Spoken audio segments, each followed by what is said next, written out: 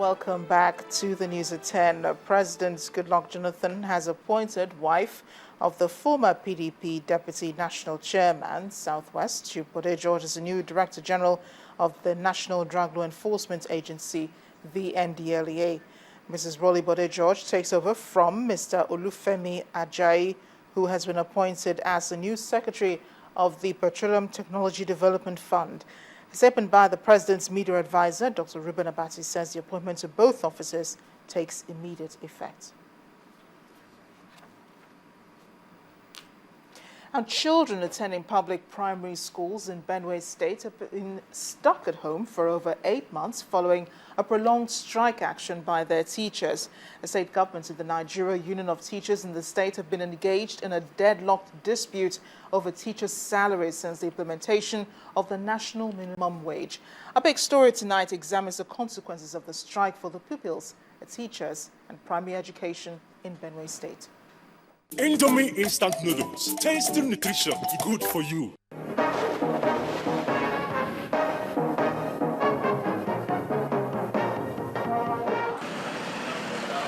Life appears normal on the streets of Makurdi, the Benue State capital, until you visit the public primary schools.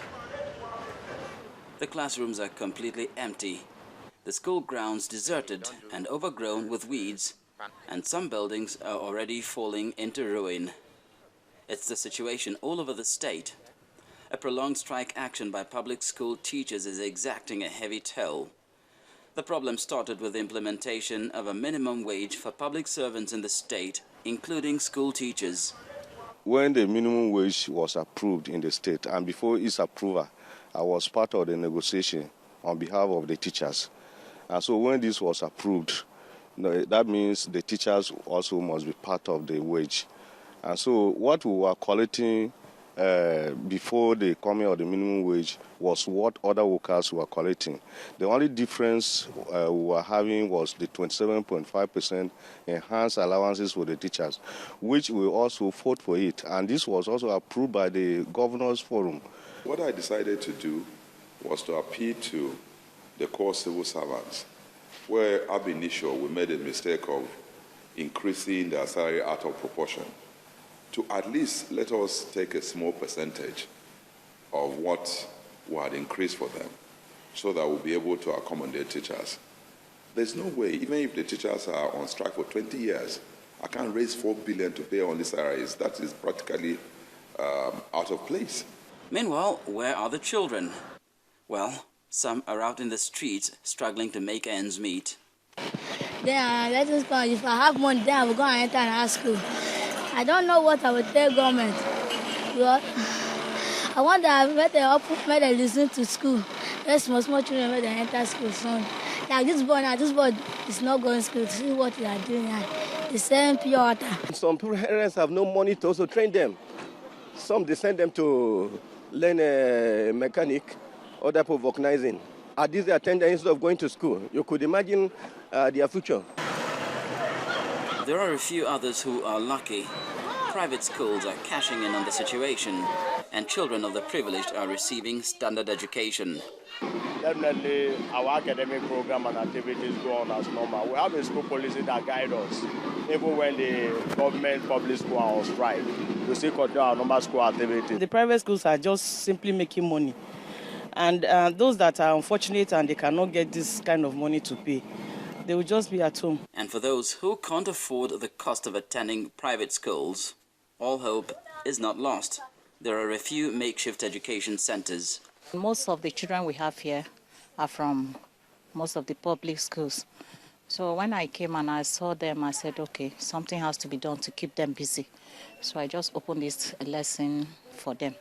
I charge a little fee, because definitely I have to put things in place. So I collect as little as 500 naira per child.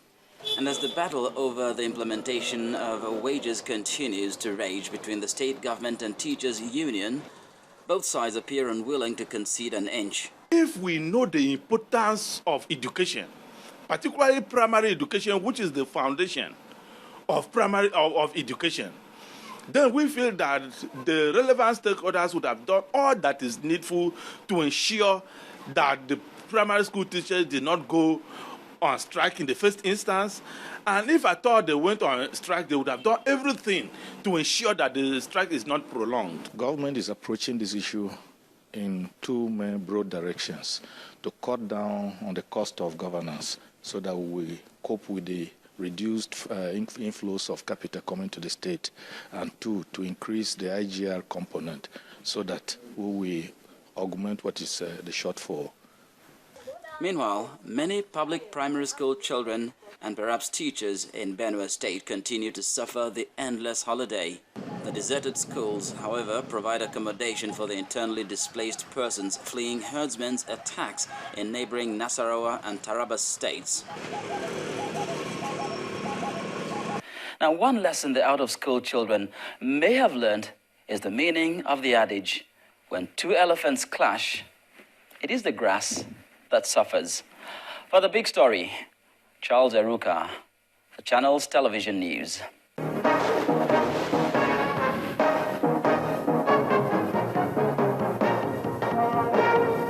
Indomie instant noodles, tasty nutrition, good for you. First Bank.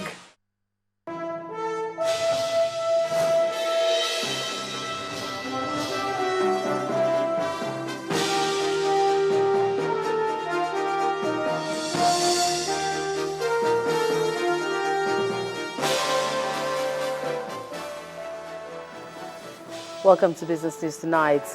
The Goodluck Jonathan government is set to launch the first ever privatized commodities exchange in Nigeria. Now, the new commodities exchange will trade in over 500 commodities. That's according to the Minister of Trade and Investment. Mr. Olusegun Aganga says the bourse will be situated in Abuja. We've had committees working on this for months now. We've had a lot of pledges, we have some banks part of it, so warehouses have been created already. The warehouse receipts program is there already. Some banks have provided us with supported us with a trading platform. We've identified the 5 or 6 commodities we want to start with. So it's a matter, I think initially it was supposed to be launched on the 26th of this month, but I think we're moving the date to the 30th or the April just because of availability, schedules, arrangement. But what it means is that once it is launched with those commodities, then they identify warehouses where these commodities can be delivered. They will be looked at in terms of standard, in terms of quality. It will allow them to price it, and we encourage the farmers to know what actually they should be growing or where they can make more money. They will be issued warehouse receipts. It will be easier for them to take those receipts to banks. There are banks that are already committed to the program, and that will improve their cash flow so they can get some cash based on that receipt. The Nigerian investors have been advised to take advantage of the investment opportunities available in the Nigeria-Pakistan business mission. This recommendation is coming after the establishment of a friendly investment climate between Nigeria and the Pakistani government. Analysts point out that the pharmaceutical industry is one of the potential sectors that Nigerians can begin to collaborate with Pakistanis on. According to them, the industry holds a viable market value for the Nigerian people. The global pharmaceutical market is currently projected at $975 billion US.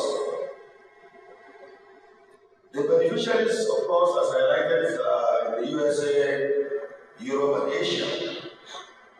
Nigeria and Pakistan, therefore, must play a role to get its own share of this huge market.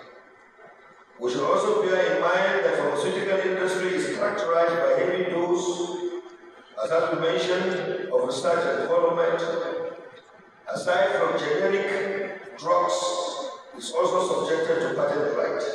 Hence the need to collaborate, enter into joint partnerships to develop quality and affordable drugs to our typical population. So far, the local manufacturers account for only 35% of the market size in Nigeria. However, the nation's economic transformation blueprint indicates Nigeria's willingness to achieve the target of producing at least 75% of our drug needs by 2020.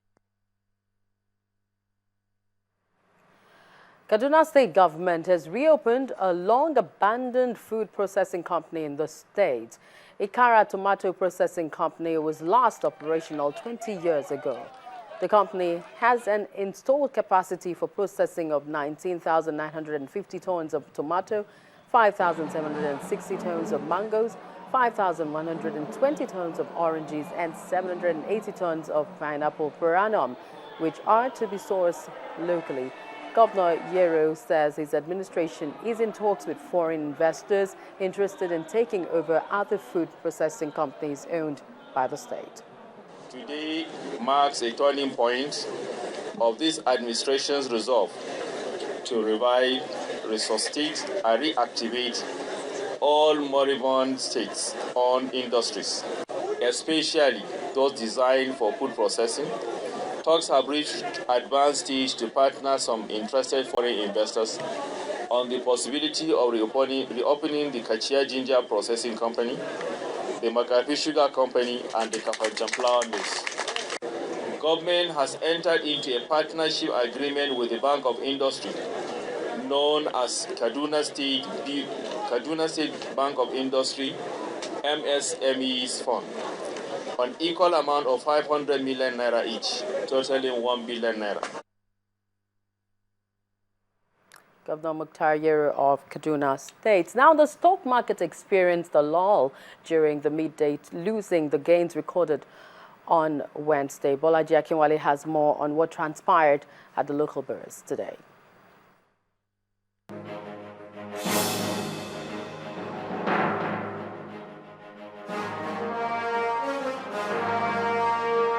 Hello and welcome to the Stock Market Report. The key index did not sustain the gains recorded during the midweek session as it dropped by 0.25% to 41,068.95. This is owing to the slide in the share prices of some blue chips. The market's capitalization closed at 13.56 trillion naira. Petroleum markets and stocks made headlines as they topped the gainers category at the end of trading. Seplat, Konoy, MRS and Owando were the top gainers. Of particular interest to investors is Owando. The federal government has finally approved the acquisition of the Nigerian upstream oil and gas business of ConocoPhillips by Owando Energy Resources Incorporated for a total cash consideration of $1.65 billion, subject to customary adjustments. We're expected to see more reactions on the stock in the coming week. On the laggards list, Nestle lost 20 naira ahead of Nigeria Brewers, Dangote Cement and Zenith Bank.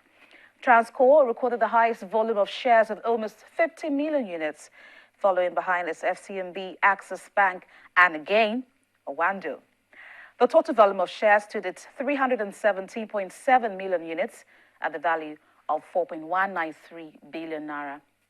And that's it on the Stock Market Report. I am Bolaji Akinwale.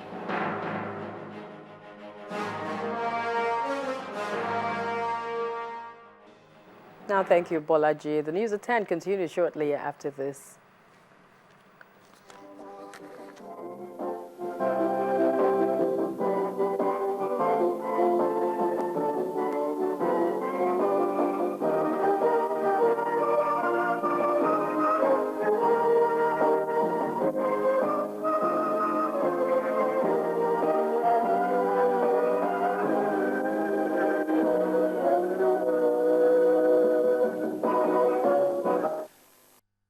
First Bank. Still ahead of the news at 10, the Elephants of Cote d'Ivoire suffer their first defeat at the FIFA World Cup. That's in sports news. Please stay with us.